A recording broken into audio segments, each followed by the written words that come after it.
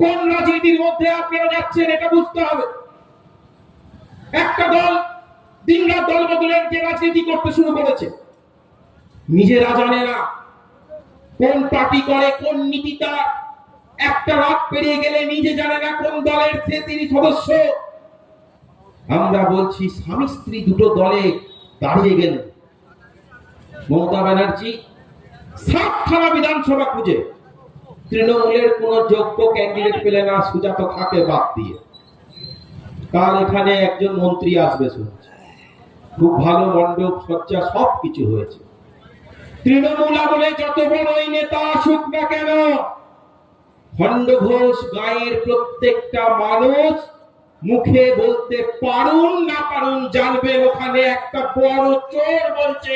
এটা মাথায় রাখবেন, কারণ গোটা মন্ত্রিত্বে একটা ভদ্রলোক সেখানে উপস্থিত নেই।